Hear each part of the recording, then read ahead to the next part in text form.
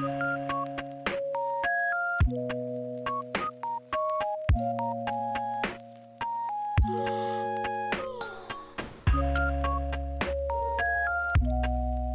everyone, welcome to a new video, and this video is especially for Xylemians. സൈലത്തിലെ ഓൺലൈൻ്റെയും ഓഫ്ലൈൻ്റെയും എഫക്റ്റീവായിട്ട് എങ്ങനെയൊക്കെയാണ് പഠിക്കേണ്ടതെന്നൊക്കെയാണ് ഈ വീഡിയോയിലൂടെ ഞാൻ ഷെയർ ചെയ്യാൻ വേണ്ടി ഉദ്ദേശിക്കുന്നത്. അതുപോലെ തന്നെ നിങ്ങളുടെ ഫസ്റ്റ് GIB ജൂലൈ 27 വരുന്നുണ്ട്. അപ്പോൾ അതിനെങ്ങനെയാണ് പഠിക്കേണ്ടത്, അതിന് ടൈം ടേബിൾ ഉണ്ടാക്കി തരുമോ എന്നൊക്കെ ചോദിച്ചിട്ട് കുറച്ച് പേര് മെസ്സേജ് അയച്ചു. അപ്പോൾ ഞാൻ ഈ വീഡിയോയിൽ അടുത്തും കൂടെ ഇൻക്ലൂഡ് ചെയ്തിട്ടുണ്ട്. ഓരോ ടോപ്പിക്ക് പഠിക്കാൻ വേണ്ടിയിട്ട് 2 ദിവസം ഉണ്ടാവില്ലേ, ഓൺലൈൻ ഡേ ഉണ്ടാവും, ഓഫ്ലൈൻ ഡേ ഉണ്ടാവും. അപ്പോൾ ഫസ്റ്റ് തന്നെ നമ്മൾ ടൈം ടേബിൾ സെറ്റ് ചെയ്യുക. അതായത് ഓൺലൈൻ ഡേക്കും ഓഫ്ലൈൻ ഡേക്കും സെപ്പറേറ്റ് ആയിട്ട് എത്ര മണിക്കൂറൊക്കെ നമുക്ക് പഠിക്കാൻ കിട്ടുന്നുണ്ട്, ഏതൊക്കെ മണിക്കൂറുകളാണ് നമ്മൾ സ്റ്റഡി സെഷൻ ആയിട്ട് കൊടുക്കുന്നത്, ബ്രേക്ക് ആയിട്ട് കൊടുക്കുന്നത് എന്നൊക്കെ ഒന്ന് തിരിച്ചിട്ടുള്ള ഒരു ടൈം ടേബിൾ ഉണ്ടാക്കി വെക്കുക. പിന്നെ എൻ്റെ ടൈം ടേബിൾ ഒന്ന് ഷെയർ ചെയ്യാം. ഞാൻ 6 മണിക്കൂർ ഉറങ്ങും. അപ്പോൾ അതിന് എല്ലാ ദിവസവും 5 മണിക്ക് എഴുന്നേക്കുക, 11 മണിക്ക് ഉറങ്ങുക, അങ്ങനെ കറക്റ്റ് ഒന്നും ആയിരുന്നില്ല. പക്ഷെ എന്നാലും അതിനനുസരിച്ചിട്ട് ഇപ്പോൾ കിടക്കുന്നതിനനുസരിച്ചിട്ട് 6 മണിക്കൂർ ടൈം വെച്ചിട്ടാണ് രാവിലെ എഴുന്നേക്കുക. വല്ലാണ്ട് ലേറ്റ് ആവാറില്ല കേട്ടോ. 12 മണിക്ക് ആയി കഴിഞ്ഞാൽ എനിക്ക് പിറ്റേ ദിവസത്തേക്ക് തലവേദനയായിട്ട് പഠിക്കാൻ കഴിയില്ല. അപ്പോൾ ഞാൻ മാക്സിമം പോയാൽ 11-11:30 വരെ. എനിക്ക് സമയം കിട്ടുന്നില്ല എന്നൊക്കെ പറഞ്ഞിട്ട് ഉറക്കം കുറച്ചിട്ടൊന്നും ആരും സമയമൊന്നും ഉണ്ടാക്കരുത്. കാരണം അത് പിന്നെ നമുക്ക് അതിലേറെ വേറെ പ്രശ്നങ്ങൾ വരും. പിന്നെ തിരികെ പഠിക്കാൻ പറ്റാത്ത അവസ്ഥയിലേക്കൊക്കെ പോകും. അപ്പോൾ എല്ലാവരും കൃത്യമായിട്ട് 6 to 7 hours ഉറങ്ങുക. അവരവർക്ക് ഇപ്പോൾ എനിക്ക് 6 hours ഓക്കെ ആയിരുന്നു. ഇനി അത്ര പോരാന്നുണ്ടെങ്കിൽ 7 hours ഒക്കെ ഉറങ്ങിയിട്ട് ഉറക്കം മസ്റ്റാക്കി വെക്കുക. എന്നിട്ട് ബാക്കിയുള്ള സമയത്ത് പഠിച്ചാൽ മതി. കാരണം ഉള്ള സമയം നമുക്ക് എഫക്റ്റീവായിട്ട് പഠിച്ചാൽ തന്നെ നമുക്ക് കയറി വരാൻ പറ്റും. അപ്പോൾ ഉറക്കം കൂടെ സാക്രിഫൈസ് ചെയ്തിട്ടുള്ള പഠന രീതിയിലേക്കൊന്നും പോകരുത്. ഞാൻ എൻ്റെ ടൈമിൽ ഞാൻ 8 സ്റ്റഡി സെഷനായിട്ടാണ് ഡിവൈഡ് ചെയ്തിട്ടുള്ളത്.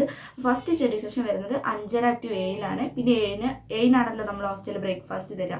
അപ്പോൾ 7 to 7:30 ബ്രേക്ക്ഫാസ്റ്റ് ടൈം. ശരിക്കും അരമണിക്കൂറൊന്നും ബ്രേക്ക്ഫാസ്റ്റ് കഴിക്കാൻ വേണ്ട. പക്ഷെ ഞാൻ കുറച്ച് വിശാലമായിട്ടാണ് ടൈം ടേബിൾ ഇട്ടിട്ടുള്ളത്. അല്ലാന്നുണ്ടെങ്കിൽ കറക്റ്റ് 15 മണിക്കൂർ ഇട്ട് കഴിഞ്ഞാൽ അതങ്ങോട്ട് കൂടിപ്പോയാൽ പിന്നെ ആകെ ടൈം ടേബിൾ തെറ്റൂലേ. അപ്പോൾ അരമണിക്കൂർ ബ്രേക്ക്ഫാസ്റ്റ് ടൈം ഇട്ടിട്ട് 15 മിനിറ്റ് ഫുഡ് കഴിച്ച് കഴിയുകയാണെങ്കിൽ ബാക്കി 15 മിനിറ്റ് പഠിക്കാം.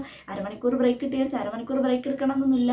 എന്നാലും ടൈം ടേബിൾ ഇടുമ്പോൾ അത്യാവശ്യം വിശാലമായിട്ട് തന്നെ ടൈം ടേബിൾ ഇടുക. അടുത്ത സെഷൻ 7:30 to 10:30 ആണ്. 3 hour. ഈ 3 hour കണ്ടിന്യൂസ് പഠിക്കല്ല കേട്ടോ. അതിനകത്ത് 5 മിനിറ്റ് ഇടയ്ക്കിടയ്ക്ക് ബ്രേക്ക് എടുക്കുന്നുണ്ട്. എനിക്കാണെങ്കിൽ കുറേ സമയമൊന്നും ഇരുന്നൊന്നും പഠിക്കാൻ കഴിയില്ല. അത് ഓരോരുത്തരും ഓരോ രീതിക്കാണല്ലോ. അപ്പോൾ ഞാൻ ഒരു കുറച്ച് നേരം കഴിയുമ്പോഴത്തേനും എനിക്കൊരു 2 മിനിറ്റെങ്കിലും ഒന്ന് നടന്ന് വരണം, ഒന്ന് വാഷ്റൂം പോയി അല്ലെങ്കിൽ എന്തെങ്കിലും സ്നാക്സ് ഒക്കെ കഴിക്കുക, അങ്ങനെ എന്തെങ്കിലുമൊക്കെ ഒരു ചെറിയ ബ്രേക്ക് എടുത്തിട്ടാണ് പഠിക്കുക. അല്ലാതെ കണ്ടിന്യൂസ് ആയിട്ട് പഠിച്ചു കഴിഞ്ഞാൽ ഭയങ്കരമായിട്ട് എക്സോസ്റ്റഡ് ആയി പോകും.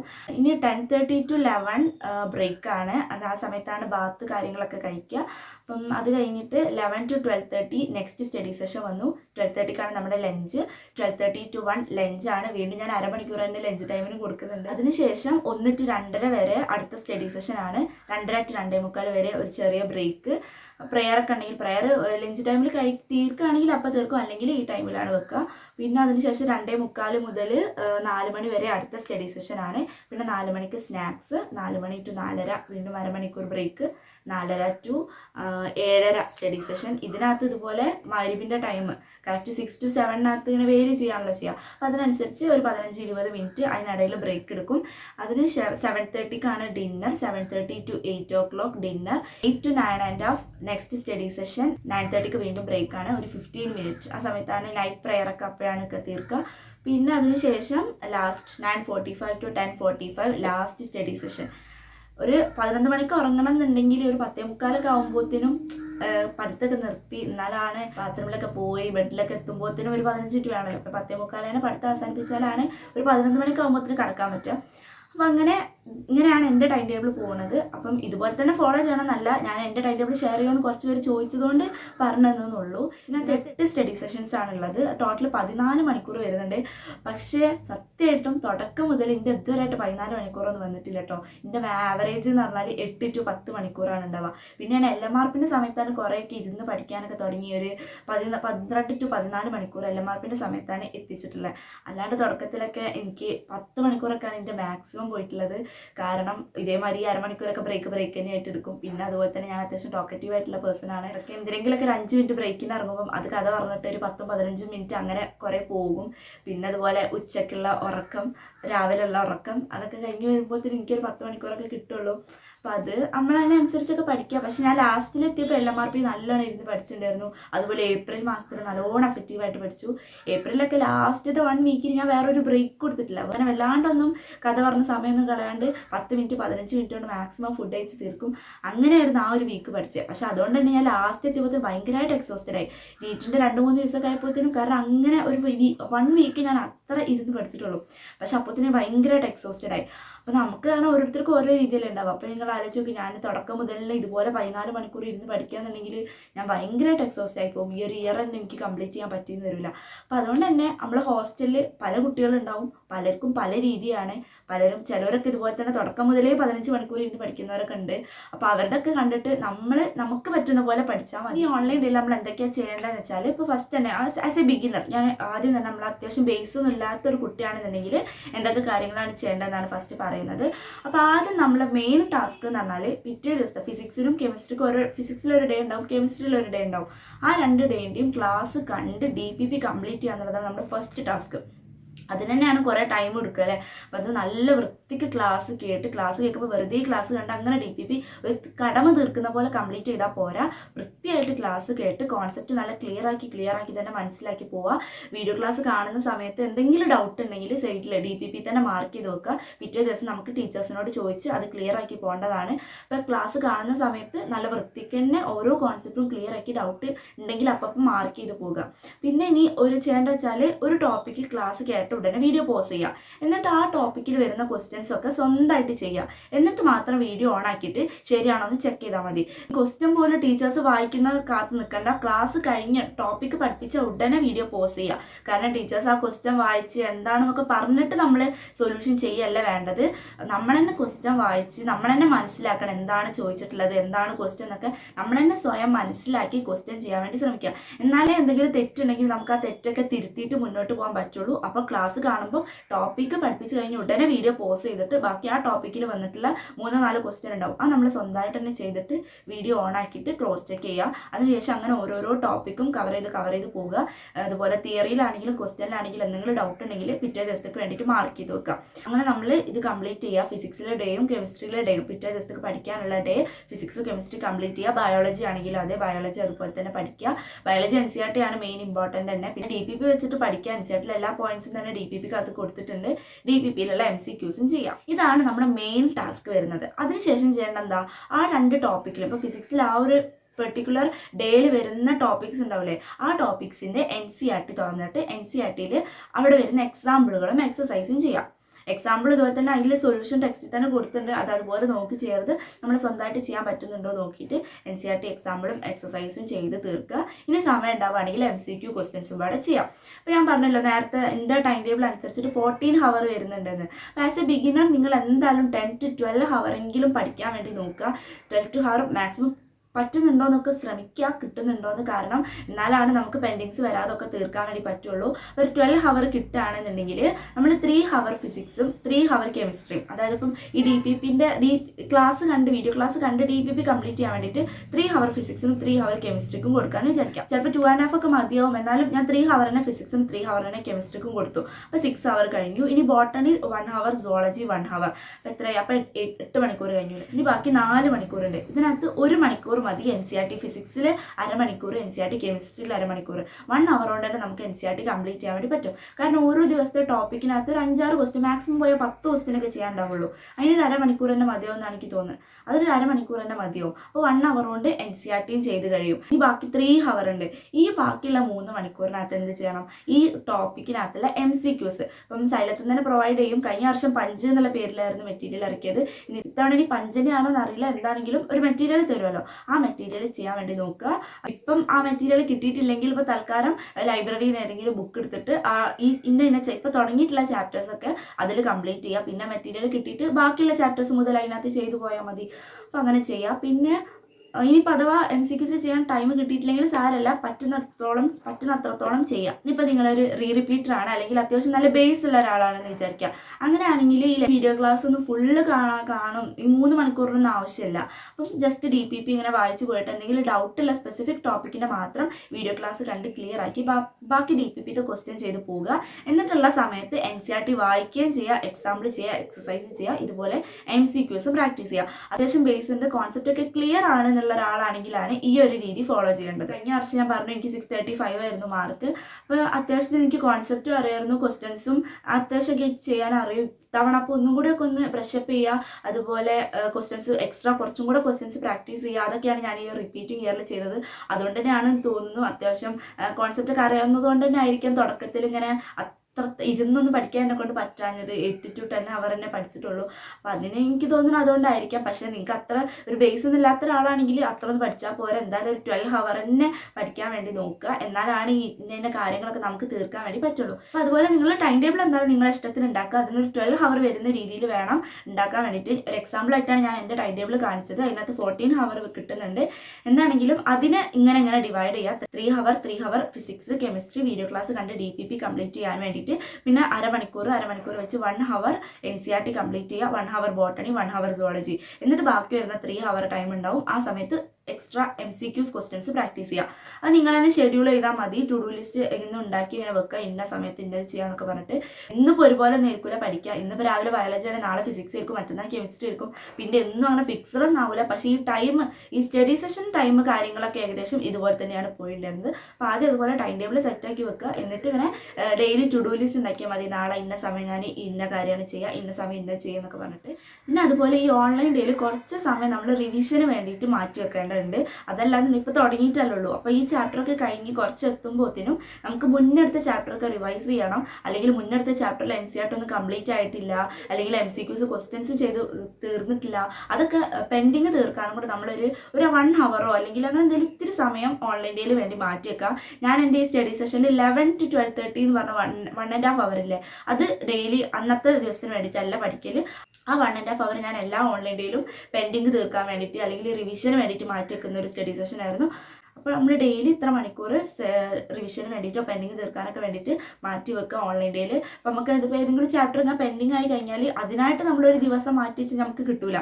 ഓൺലൈൻ ഓഫ്ലൈൻ അങ്ങനെ പോകുകയല്ലേ ചെയ്യുക. അപ്പോൾ നമുക്കൊരു ഹോളിഡേ ആയിട്ടോ അല്ലെങ്കിൽ അത് തീർക്കാൻ വേണ്ടിയിട്ട് വേറെ ദിവസമൊന്നും കിട്ടൂല. അപ്പോൾ അതിങ്ങനെ ഡിവൈഡ് ചെയ്ത് പതുക്കെ ഇപ്പോൾ ഒരു 100 ക്വസ്റ്റ്യൻസ്, ഒരു ചാപ്റ്റർ 100 ക്വസ്റ്റ്യൻ പെൻഡിങ് ആയിപ്പോയി. അപ്പോൾ അത് ഒരു ദിവസം 10 ക്വസ്റ്റ്യൻ വെച്ച് ചെയ്യുമെന്ന് വിചാരിക്കുക. അപ്പോൾ ഒരു 15 മിനിറ്റ് ഒക്കെ പോലെ 10 ക്വസ്റ്റ്യൻ ചെയ്യാൻ. അപ്പോൾ ഡെയിലി ഇങ്ങനെ 15 മിനിറ്റ് കൊണ്ട് ഒരു 10 ദിവസം കഴിയുമ്പോൾ ആ 100 ക്വസ്റ്റ്യൻ അങ്ങോട്ട് കംപ്ലീറ്റ് ആയി പോയിക്കോളും. ഇതുപോലെ അങ്ങനെ പെൻഡിങ് വന്നൊക്കെ ഉണ്ടെങ്കിൽ ഓൺലൈൻ ഡേയിൽ നമ്മൾ ഷെഡ്യൂൾ ചെയ്ത് കൊടുക്കുക. 3 മണിക്കൂറൊന്നും ഫിസിക്സിലും കെമിസ്ട്രിയിലൊന്നും എടുക്കേണ്ട ആവശ്യം ഉണ്ടാവില്ല. ചില ദിവസം നല്ല വലിയ ടോപ്പിക് ആണെങ്കിലേ അത്രയൊക്കെ ടൈം വേണ്ടി വരുള്ളൂ. അപ്പോൾ ആ സമയം കൂടെ നമുക്ക് മിച്ചം കിട്ടും. അപ്പോൾ അതും കൂടെ റിവിഷന് വേണ്ടിയിട്ടോ പെൻഡിങ് ഒക്കെ തീർക്കാൻ വേണ്ടിയിട്ടോ ഉപയോഗിക്കാം. ഓഫ്ലൈൻ ഡേൻ്റെ അന്ന് ഇപ്പോൾ രാവിലെ നമുക്ക് മാക്സിമം ഒരു 1 അവറൊക്കെ അല്ലേ പഠിക്കാൻ കിട്ടുള്ളൂ. അതിപ്പോൾ ടൈം ടേബിളിൽ ഡിഫറെൻറ്റ് ആളുകൾക്ക് വേറെ ആയിരിക്കും. കാരണം എല്ലാവർക്കും ക്ലാസ് ഷെഡ്യൂൾ വേറെ അല്ലേ ഉണ്ടാവുക.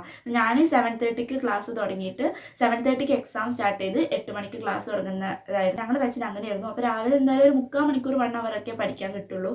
അത് ഓരോരുത്തർക്കും ഓരോ ക്ലാസ് ടൈമിംഗ് അല്ലേ ഉണ്ടാവുക. അപ്പോൾ അതിനനുസരിച്ചിട്ട് അന്നത്തെ ദിവസം നിങ്ങൾ സെൽഫ് സ്റ്റഡിക്കുള്ള ടൈം മാറ്റി വെക്കുക. അന്ന് ചെയ്യേണ്ടതെന്ന് വെച്ചാൽ രാവിലെ ചെയ്തിരുന്നത് ഫിസിക്സിലെ കെമിസ്ട്രിയിലൊക്കെ കഴിഞ്ഞ ദിവസത്തെ ഇക്വേഷൻസ് ഒക്കെ ജസ്റ്റ് ഒന്ന് റിവൈസ് ചെയ്ത് പോവുക. പിന്നെ ബയോളജിത്തെ MCQ ക്വസ്റ്റ്യൻസ് രാവിലെയായിരുന്നു ഞാൻ ചെയ്തത്. DPP ജസ്റ്റ് പഠിക്കുക മാത്രമേ ഉള്ളായിരുന്നു. ഓൺലൈൻ ഡേയിൽ അന്ന് MCQs രാവിലെയാണ് ചെയ്യുക. അപ്പോൾ അതൊരു റിവിഷൻ പോലെ ആവുകയും ചെയ്യും. ശരിക്കും ഞാൻ സ്റ്റാർട്ടിങ്ങിലൊക്കെ ചെയ്തിരുന്നത് ഓഫ്ലൈൻ ഡേയിൽ അന്ന് രാവിലെയാണ് അന്നത്തെ ബോട്ടണി സുവോളജി പഠിക്കുക. കാരണം ഞാൻ മുന്നേ പറഞ്ഞല്ലോ, എനിക്ക് രാവിലെ ഉറങ്ങിപ്പോവും അറിയാണ്ട്. അപ്പോൾ എത്ര വിചാരിച്ചാലും പഠിക്കാൻ പറ്റില്ല, കണ്ടിങ്ങനെ അടഞ്ഞു പോകും. അതിന് വേണ്ടിയിട്ട് ചെയ്തൊരു കാര്യമായിരുന്നു. അതായത് ഇപ്പോൾ നമുക്ക് അന്ന് നമുക്ക് ക്യാമ്പസ് ചെന്നിട്ട് ഡെയിലി എക്സാം ഉണ്ടല്ലോ, ആ ഡെയിലി എക്സാമിന് ബോട്ടണിയും സുവോളജിന്ന് ക്വസ്റ്റ്യൻ വരും അന്നത്തെ ദിവസത്തെ. പക്ഷെ അത് ഞാൻ ഓൺലൈൻ ഡേയിൽ അന്ന് പഠിക്കില്ല. അപ്പോൾ അന്ന് രാവിലെ എഴുന്നേറ്റ് കഴിഞ്ഞാൽ എനിക്കപ്പോൾ ഉറങ്ങാനൊരു ഓപ്ഷൻ അവിടെ ഇല്ല. കാരണം ഉറങ്ങിക്കഴിഞ്ഞാൽ പിന്നെ എനിക്ക് ബോട്ടണി സുവോളജി പഠിക്കാൻ വേറെ സമയം ഉണ്ടാവില്ല. എന്നിട്ട് അത് പഠിക്കുകയും വേണം എക്സാം എഴുതാൻ വേണ്ടിയിട്ട്. അപ്പോൾ അങ്ങനെ ഒരു ഇതാവുമ്പോൾ നമ്മൾ ഉറങ്ങാതിരുന്ന് പഠിക്കുമല്ലോ. അപ്പോൾ അതിന് വേണ്ടിയിട്ട് ഞാൻ ബയോളജി രാവിലത്തേക്ക് മാറ്റി വെച്ചു. പക്ഷെ അത് കുറച്ച് കാലം അത് നടന്നുള്ളൂ. കാരണം പിന്നെ എത്തിയപ്പോൾ ബയോളജി ടോപ്പിക്കിൻ്റെ വലിപ്പം കൂടി. അപ്പോൾ അത് രാവിലെ പഠിച്ച് തീർക്കാൻ പറ്റുന്നുണ്ടായിരുന്നില്ല. അപ്പോൾ അത് പിന്നെ ഓൺലൈൻ ഡേയിൽ തന്നെ പഠിക്കാൻ തുടങ്ങി. പിന്നെ അതിൻ്റെ MCQs ആണ് പിറ്റേന്ന് രാവിലെ ചെയ്യുക.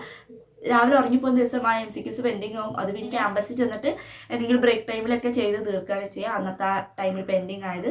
പിന്നെ നമ്മൾ ക്യാമ്പസിലെത്തിയിട്ട് രാവിലെ മോർണിംഗ് എക്സാം എക്സാം എഴുതിയിട്ട് ചിലപ്പോൾ നമ്മൾ വിചാരിച്ച മാർക്കൊന്നും തുടക്കത്തിൽ കിട്ടിയെന്ന് വരില്ല. ഓരോ ദിവസത്തെ ടോപ്പിക്കിനനുസരിച്ച് മാർക്ക് കൂടാം കുറയാം ഒക്കെ ചെയ്യും. ചില സമയത്ത് ഞാൻ പറ്റ അടിയിലായിരിക്കും. എൻ്റെ പാരൻസ് പറയാറുണ്ട്, അത് നമുക്ക് മാർക്ക് ലിസ്റ്റ് പാരൻസിന് അയച്ചു കൊടുക്കുമല്ലോ, റാങ്ക് ലിസ്റ്റ്. അപ്പോൾ അവർ കണ്ടിന്യൂസ് ആയിട്ട് ഞാൻ താഴെ ഇങ്ങനെ കാണുമ്പോൾ പിന്നെ താഴേന്ന് നോക്കാൻ തുടങ്ങി എൻ്റെ പേര് എവിടെയാണ്. അപ്പോൾ അന്നുണ്ടാവും പേര് ടോപ്പിൽ വന്നിട്ടുണ്ടാവും. അപ്പോൾ അങ്ങനെ ഒന്നുമില്ല. ചില ദിവസം മുന്നിലാണെങ്കിൽ ചില ദിവസം താഴെ ആയിരിക്കും. അങ്ങനെ എനിക്കിപ്പോഴും നല്ല ഓർമ്മയുണ്ട്. കോർഡിനേഷൻ കെമിസ്ട്രി എനിക്കിഷ്ടമില്ലാത്ത ചാപ്റ്ററാണ്. എനിക്ക് എത്ര അങ്ങോട്ട് പഠിച്ചാൽ അതൊരു റെഡി ആവാത്തൊരു ചാപ്റ്ററാണ്. ആ ചാപ്റ്ററിൻ്റെ മോർണിംഗ് എക്സാമിൻ്റെ അന്ന് ഞാനായിരുന്നു ലാസ്റ്റ് റാങ്ക്. പിന്നെ ഓർഗാനിക്കിലും ഹാലോൽക്കിൻസിന് ഏതൊക്കെ ചാപ്റ്റേഴ്സിന് ഞാൻ ലാസ്റ്റിൽ വന്നിട്ടുണ്ട്. അങ്ങനെ അതിനൊന്നും വലിയ കാര്യമില്ല. ഇപ്പം മാർക്ക് കുറഞ്ഞു കഴിഞ്ഞാൽ അത് എന്തുകൊണ്ടാണ് ആ മിസ്റ്റേക്സ് ഒക്കെ കണ്ടുപിടിക്കുക. നമ്മുടെ വീക്ക് പോയിന്റ് ഏതാ നമുക്ക് മനസ്സിലാക്കാൻ പറ്റും. വീക്ക് പോയിന്റ് കണ്ടുപിടിച്ചിട്ട് അതിന് നല്ലോണം ഇമ്പോർട്ടൻസ് കൊടുത്ത് എക്സ്ട്രാ ക്വസ്റ്റ്യൻസ് ഒക്കെ ചെയ്ത് അതങ്ങോട്ട് റെഡിയാക്കി പോവുക. പിന്നെ ഈ ഓഫ്ലൈൻ അന്നത്തെ എക്സാം കഴിയുന്ന സമയത്ത് നമുക്ക് മനസ്സിലാവുമല്ലോ എങ്ങനെയുണ്ട് കഴിഞ്ഞ ദിവസം ഞാൻ പഠിച്ചതിലുള്ള വ്യത്യാസങ്ങളൊക്കെ. അപ്പം ഓരോ തെറ്റുമ്പോഴാണ് ഞാൻ വിചാരിച്ചത്, അപ്പം നമ്മൾ മനസ്സിലാക്കിയ കോൺസെപ്റ്റ് നമ്മൾ വീഡിയോ ക്ലാസ് കണ്ട് മനസ്സിലാക്കിയത് തെറ്റായത് കാരണമായിരിക്കും അന്നത്തെ ക്വസ്റ്റ്യൻ തെറ്റിണ്ടാവുക. അപ്പോൾ അതൊക്കെ നോട്ട് ചെയ്ത് വെക്കുക. അപ്പം അങ്ങനെ എന്തെങ്കിലുമൊക്കെ കോൺസെപ്റ്റിൽ നമ്മൾ വിചാരിച്ച തെറ്റുണ്ടെങ്കിൽ ശേഷം വരുന്ന ടീച്ചേഴ്സിൻ്റെ അടുത്ത് ചോദിച്ച് ക്ലിയർ ആക്കി പോവുക. അപ്പോൾ ക്ലാസ്സിൽ ആ ടോപ്പിക്സ് ഒക്കെ വരുമ്പോൾ കുറച്ചും കൂടി ഇമ്പോർട്ടൻസ് കൊടുത്ത് കേൾക്കുക, ഇവിടെയാണ് എനിക്ക് കിട്ടാത്തതെന്നൊക്കെ ഉണ്ടെങ്കിൽ അങ്ങനെ അതിനൊക്കെ കുറച്ച് ഇമ്പോർട്ടൻസ് കൊടുത്ത് അങ്ങനെ പഠിച്ച് പോവുക. പിന്നെ അന്ന് വൈകിട്ട് ഹോസ്റ്റലിൽ വന്നിട്ടുള്ള സമയം എന്താ ചെയ്യേണ്ടത് വെച്ചാൽ, ഇപ്പോൾ കഴിഞ്ഞ ദിവസം MCQ ക്വസ്റ്റ്യൻ ചിലപ്പോൾ കംപ്ലീറ്റ് ആയിട്ടുണ്ടാവില്ലല്ലോ, അത് കംപ്ലീറ്റ് ചെയ്യാത്തവരാണെങ്കിൽ അത് തീർക്കുക. അതായത് അന്നത്തെ ടോപ്പിക്കിൻ്റെ MCQ ക്വസ്റ്റ്യനെ ഓൺലൈൻ ഡേയിൽ തീർന്നിട്ടില്ല എന്നുണ്ടെങ്കിൽ അത് ഈ ഓഫ്ലൈൻ ഡേയിൽ തീർക്കാൻ വേണ്ടി നോക്കുക.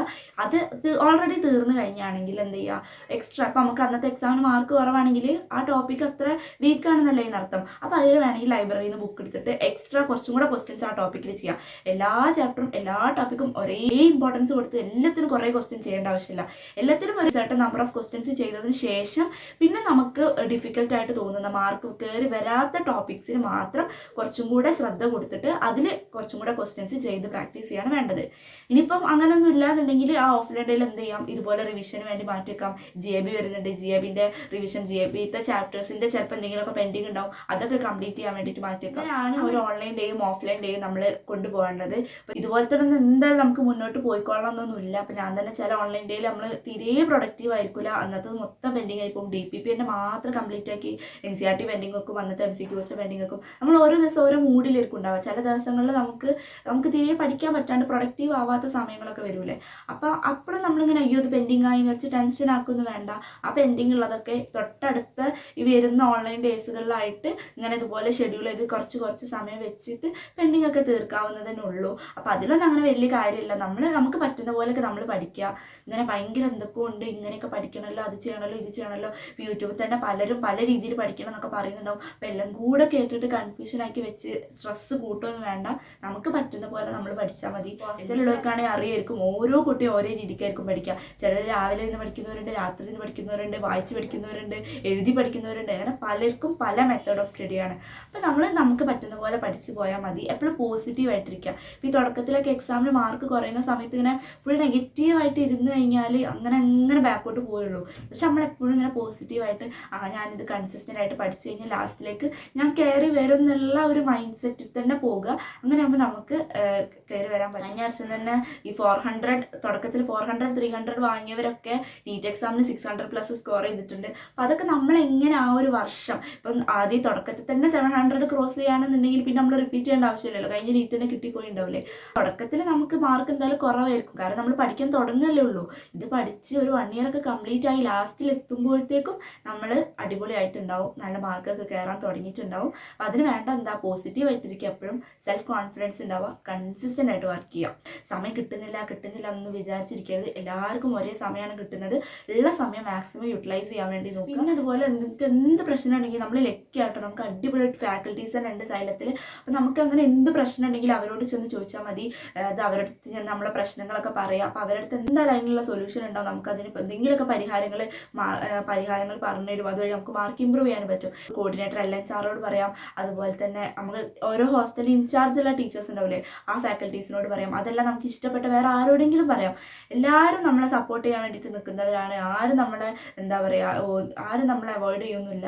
നമ്മൾ എന്ത് പ്രശ്നം പറഞ്ഞാലും നമ്മളെ കൂടെ നിൽക്കുന്ന ഫാക്കൽറ്റീസ് തന്നെയാണ് ഉള്ളത്. പിന്നെ അപ്പോൾ നമുക്ക് എല്ലാ ദിവസമൊന്നും എല്ലാ ഫാക്കൽറ്റീസിനും കാണാനൊന്നും പറ്റില്ലല്ലോ. അപ്പോൾ ഞാൻ ഹോസ്റ്റലിലെ മെൻറ്റേഴ്സിൻ്റെ ഫോണിൽ ടീച്ചേഴ്സിൻ്റെ നമ്പർ ഉണ്ടാവില്ലേ, അവർക്ക് അങ്ങനെ വിളിച്ചിട്ട് പ്രശ്നങ്ങളൊക്കെ പറയുമായിരുന്നു. ചിലപ്പോൾ മാർക്ക് കുറഞ്ഞ് ഡൗൺ ആയിട്ടിരിക്കുന്ന സമയത്ത് ഓരോ ടീച്ചേഴ്സിനെ അങ്ങനെ വിളിച്ചിട്ട് സങ്കടം പറയും. അപ്പോൾ അവരതിനിങ്ങനെ ഓരോ പരിഹാരങ്ങൾ പറഞ്ഞുതരാം. അങ്ങനെ തന്നെയാണ് നമ്മൾ മാർക്കൊക്കെ ഇമ്പ്രൂവ് ആക്കി കൊണ്ടുവരിക.